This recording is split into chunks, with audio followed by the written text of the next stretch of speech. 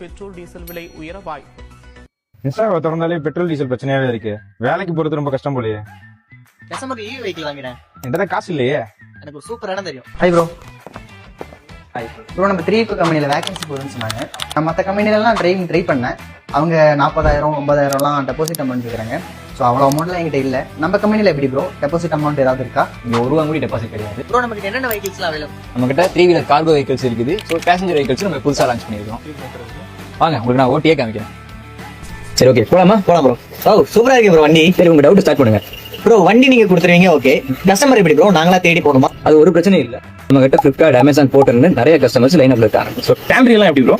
நம்ம கிட்ட rose amount சொல்லிட்டு ஒரு சேலரி மாடல் இருக்கு. அதுல ஒண்ணு இல்ல, நீங்க என்ன கம்பெனிக்கு earn பண்ணி கொடுக்குறீங்க ரெவன்யூவா, அதுல இருந்து உங்களுக்கு 40% சேலரியாவே கிரெடிட் ஆகும். நீங்க ஓட்டுறதுக்கு ஏற்ற மாதிரி உங்களோட பர்சன்டேஜும் அதிகமாகும். டெய்லி பேசிஸ்ல சேலரி கிடைச்சா நல்லா இருக்கும். உங்கள்கிட்ட டெய்லி பேசிஸ்ல சேலரி வந்துட்டு இருக்கு. இப்போ ஸோ உங்களுக்கு டெய்லி பேசிஸ் பாத்தீங்கன்னா இன்னைக்கு நீங்க ஓட்டுற சேலரி அடுத்த நாள் ஈவினிங் உங்களுக்கு சேலரியா கிரெடிட் ஆகும். ப்ரோ, இந்த ஈவி வெஹிக்கிள் அந்த பயம் நிறைய பேருக்கு ஓட்ட தெரியாம இருக்கு. டிரைவிங்க்கு ஒரு பிரச்சனை இல்ல. நம்ம கிட்ட கம்பெனிலேயே நம்ம ட்ரைன்டு டெக்னீஷியன்ஸ் வச்சிருக்கோம். வண்டியோட மெயின்டெனன்ஸ் பத்தி நீங்க கவலைப்பட வேண்டியதில்லை. ஸோ வண்டியோட மெயின்டெனன்ஸ் எல்லாமே கம்பெனியே பார்த்துக்கும்.